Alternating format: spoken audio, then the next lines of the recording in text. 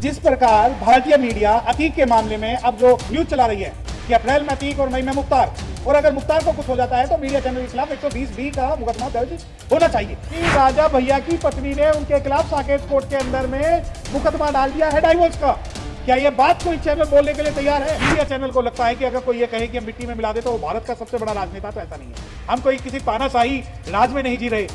हो सकता है इनका कल्चर हो कि लोग महिलाओं को आपत्तिजनक बातें बोलना है, हो सकता है कि इन लोगों का कल्चर हो कि मुस्लिमों को, अनुसूचित जाति को, अनुसूचित जनजाति को, माइनॉरिटी को, महिलाओं को बदनाम करें। अगर दिल्ली के अंदर एक मुस्लिम एडवोकेट अगर दंगा पीड़ितों की अगर मदद करते हैं तो उनके ऑफिस में उनके घर पे छापे मार दिए जाते हैं। अगर उत्तर प्रदेश में अतीक अहमद के कोई एडवोकेट है तो उनके यहाँ पर छापे मार दिए जाते हैं।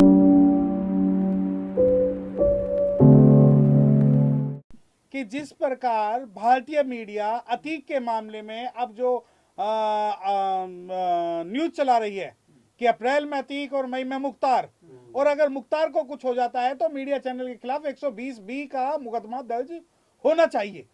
अगर आप कहते हैं शाइस्ता परवीन के बारे में जो चरित्र के निर्माण की या चरित्र को जिस प्रकार ये ऑनलाइन न्यूज चैनल पर एक निर्माण किया जा रहा है, आप ये मानिए कि अगर कोई मुस्लिम चैनल किसी गैर मुस्लिम महिला के साथ ऐसा करता तो उस चैनल के जो ऑफिस है उसके साथ क्या हाल होता। दूसरी बात, आप ये देखिए कि शाइस्ता परवीन के मामले में अब एक चीज बिल्कुल खुलकर के सामने आ रही है कि सबको लगता है, जो सबको नहीं, जो गोदी मीडिया, जो मेन स्ट्रीम मीडिया है, उसे ये बात लग रही है आज कि अतीक के साथ जो हुआ है वो शाइस्ता परवीन के साथ होना चाहिए, तो ऐसा नहीं होगा। मैं आपको ये बता दूं कि जितने भी ये मीडिया चैनल बरगलाने वाले हैं और आम लोगों को ये चाहते हैं कि वो कोई हिंसक कार्रवाई करे, या वो ये चाहते हैं कि शाइस्ता परवीन का कैरेक्टर असैसिनेशन करके और एक विशेष प्रकार का माहौल, और आप ये मान के चलिए कि ये केवल शाइस्ता के लिए ये चीजें नहीं हो रही है। आप गलत हो अगर आप सवाल पूछ रहे हो कि ये चीजें सिर्फ शाइस्ता परवीन के लिए हो रही है। ये सभी उन महिलाओं के लिए हो रही है जो भारत में इस्लाम में विश्वास रखती हैं। आप ये मत मानिए कि टारगेट उनका शाइस्ता परवीन है। आप ये मत मानिए कि पूरा का पूरा मीडिया चैनल जो है अतीक की पत्नी के खिलाफ ये मुहिम चला रहा है। ये पूरा का पूरा जो मीडिया चैनल है, ये जो मीडिया गैंग है, ये जो मीडिया ग्रुप है, वो सिर्फ और सिर्फ जो शाइस्ता परवीन के नाम पर मुस्लिम महिलाओं को टारगेट करने का जो काम कर रहा है। मैं आपसे एक सवाल पूछना चाहता हूं, आपके चैनल के माध्यम से पूछना चाहता हूं। बिहार के अंदर एक रणबीर सेना थी, उस रणबीर सेना ने सैकड़ों हजारों लोगों का कत्ल किया। क्या उसके परिवार के ऊपर कोई न्यूज चैनल ने प्रोग्राम चलाया? क्या? आज मैं आपको एक चैनल के माध्यम से एक बात और बता देता हूं कि राजा भैया की पत्नी ने उनके खिलाफ साकेत कोर्ट के अंदर में मुकदमा डाल दिया है डाइवोर्स का। क्या ये बात कोई चैनल बोलने के लिए तैयार है? और मैं आपको ये बात बता देना चाहता हूं कि जब जब इस भारत में SC ST OBC और माइनॉरिटीज की महिलाओं की बात होगी तो ये खुले मन से भी उन्हें चैलेंज करेंगे, खुले मन से भी गाली देंगे। मैं आपको एक बात बता दूं, जब उत्तर प्रदेश के अंदर इन्होंने बहन कुमारी मायावती जी को जब अपमानजनक शब्द कहे थे, जिन लोगों ने उन्हें शब्द किया, उन्होंने इनको हीरो बना दिया। हो सकता है इनका कल्चर हो कि लोग महिलाओं को आपत्तिजनक बातें बोलना है, हो सकता है कि इन लोगों का कल्चर हो कि मुस्लिमों को, अनुसूचित जाति को, अनुसूचित जनजाति को और माइनॉरिटीज को, महिलाओं को बदनाम करना, परंतु जो न्यूज चैनल इस प्रकार का प्रोपेगेंडा तैयार कर रहे हैं उनके खिलाफ अब आप ये देखिए कि मैंने आपसे सवाल पूछा कि आप मुझसे लीगल जवाब जानना चाहते हैं, आप मुझसे सामाजिक जवाब जानना चाहते हैं, या आप मुझसे जेंडर वाइज जवाब जानना चाहते हैं, तो मैं आपको एक बात बता दूं, शाइस्ता परवीन के साथ आज कोई भी वामपंथी, दक्षिणपंथी, राइटपंथी, लेफ्टपंथी कोई भी आदमी खड़े होने के लिए तैयार नहीं है। क्योंकि अगर यहां जेंडर की बात होती तो जेंडर के लिए बहुत सी महिलाएं आ जाती है जो कहती है कि उसने ये कर दिया तो पूरे भारत में वो हाहाकार मचाने के लिए तैयार होती है। परंतु भारत के सभी महिला संगठन अगर आज चुप हैं और अगर आज डर में है तो सिर्फ और सिर्फ इस कारण से है कि अगर शाइस्ता परवीन किसी अपर क्लास वर्ग से होती ही, किसी दूसरे धर्म से होती, तो हो सकता है ये जो दूसरी महिलाएं हैं वो आज जंतर मंतर पर बड़े बड़े पोस्टर लेकर प्रदर्शन कर रही होते। परंतु अगर आप ये सोचते हैं कि शाइस्ता परवीन को टारगेट करके तो हम पूरी की पूरी मुस्लिम महिलाओं को हम बदनाम कर देंगे, तो हम ऐसा नहीं होने देंगे। कि जब भी वकालत के प्रोफेशन में हम एविडेंस एक्ट से प्रोटेक्टेड हैं, कि हमारे अंदर क्लाइंट और क्लाइंट एडवोकेट प्रिविलेजेस एक वर्ड है। आपको मैं बता दूं कि अगर अतीक अहमद के जो एडवोकेट है उन्हें अरेस्ट किया है, मैं इन्वेस्टिगेशन के पार्ट पर नहीं जाऊंगा। हाँ, जो मामला जो दर्ज हुआ है मैं उसमें इन्वेस्टिगेशन के पार्ट पे नहीं जाना चाहता, परंतु मैं आपको एक बात बता देना चाहता हूँ कि भारत के अंदर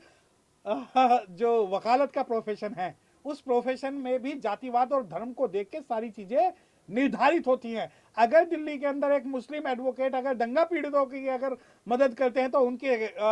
ऑफिस में उनके घर पे छापे मार दिए जाते हैं। अगर उत्तर प्रदेश में अतीक अहमद के कोई एडवोकेट है तो उनके यहाँ पर छापे मार दिए जाते हैं। और अगर दिल्ली के अंदर अगर कोई एडवोकेट जो गरीब की गुरबा की आवाज उठा रहा है तो उसके यहाँ पे छापे मार दिए जाते हैं, परंतु यह कानून के हिसाब से ठीक चीजें नहीं। देखिए, मैं आपको एक बात बता दूं,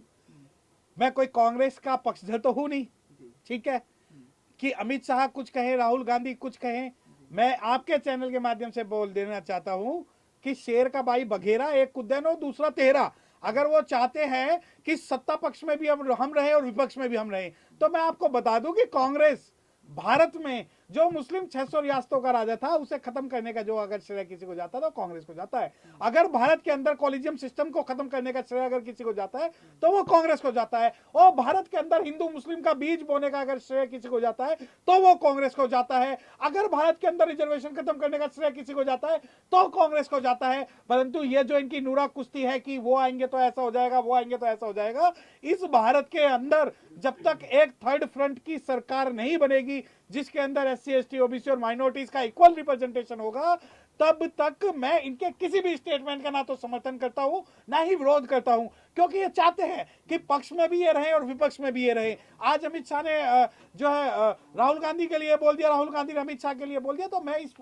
किसी भी पक्षधर में नहीं हूं, क्योंकि अगर अतीक मामले की बात है तो शाइस्ता परवीन की बात है, तो इस पूरे भारत में अगर कोई इस वक्त सत्ता पक्ष को चैलेंज कर सकता है तो वो सिर्फ और सिर्फ कांग्रेस कर सकती है। तो आप ये मानिए, क्या शाइस्ता परवीन मामले में और अतीक अहमद मामले में या किसी भी मुस्लिम के मामले में, जुनैद के मामले में और जुबैर के मामले में और नासिर के मामले में और चाहे किसी भी मामले में, क्या कांग्रेस ने कोई राष्ट्रव्यापी आंदोलन मुस्लिमों के या अनुसूचित जाति के समर्थन में अभी तक किया है? और अगर नहीं किया तो ऐसी क्या मजबूरी है कि सत्ता पक्ष तो अत्याचार करता है और विपक्ष जो है अपने मुद्दों को बुलाने के लिए इस प्रकार की नौटंकीबाजी करता है कि भाई उसने मुझे ये बोल दिया और मैंने उसे ये बोल दिया। तो मैं ये मानता हूं कि ये इनकी नूरा कुश्ती है, बस उसके अलावा। देखिए, दो चीजें हैं। शायद गृह मंत्री साहब को आरक्षण का मतलब ही नहीं पता, शायद गृह मंत्री साहब ने आरक्षण पढ़ा ही नहीं, शायद उन्हें संविधान के इस प्रावधान के बारे में नहीं पता कि संविधान में अभी तक मुस्लिमों को रिजर्वेशन नहीं दिया गया है। जो कॉन्स्टिट्यूशनल रिजर्वेशन है वो एससी, एसटी, ओबीसी का अभी है, उसमें मुस्लिम जो ओबीसी कुछ वर्ग का है वो अभी तक तो इम्प्लीमेंटेशन हुआ ही नहीं। और दूसरी बात, जो ओबीसी मुस्लिम है उसका रिजर्वेशन जहां कल खत्म कर दे वो आज खत्म कर दे, क्योंकि प्रत्यक्ष और अप्रत्यक्ष रूप से मुस्लिमों को रिजर्वेशन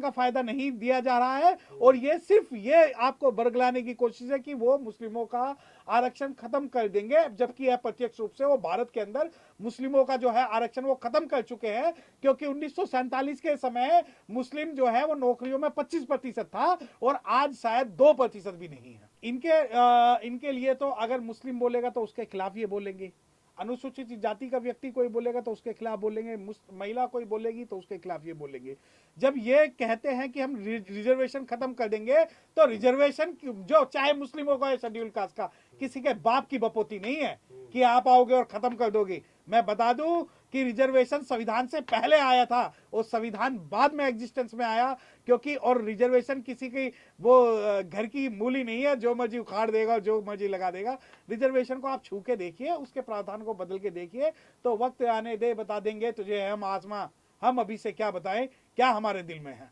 पर ये जो बयान दिए जा रहे हैं, क्योंकि बहुत सारे लोग जो समाज सेवी हैं जो जानते हैं कि सरकारों को किन मुद्दों पर बात करनी चाहिए, जहां पर शिक्षा की बात नहीं हो रही है, रोजगार की बात नहीं हो रही है, ऐसे में लौट फिर के एक ही शब्द मुस्लिम और मुसलमान और ये सब आ जाता है, इससे कब निकला जाएगा? देखिए, भारत के अंदर जब तक भारत के लोग इन छोटी मोटी बातों पर, अब मैं आपको बता दूं कि जब तक एक्शन का रिएक्शन होगा तब तक ऐसी ही चीजें चलती रहेंगी। क्योंकि रीजन ये है कि जैसे आप मीडिया चैनल को लगता है कि अगर कोई ये कहे कि हम मिट्टी में मिला दे तो वो भारत का सबसे बड़ा राजनेता, तो ऐसा नहीं है। हम कोई किसी तानाशाही राज में नहीं जी रहे, हम एक संवैधानिक दायरे में जी रहे हैं, संवैधानिक संस्थाओं के माध्यम से जी रहे हैं। और अगर कोई ये कहता है कि हम मुस्लिमों को टारगेट करेंगे, हम दलितों को टारगेट करेंगे, हम रिजर्वेशन को टारगेट करेंगे, तो वो चीजें जो है लोकतंत्र की हत्या के रूप में देखी जाएंगी।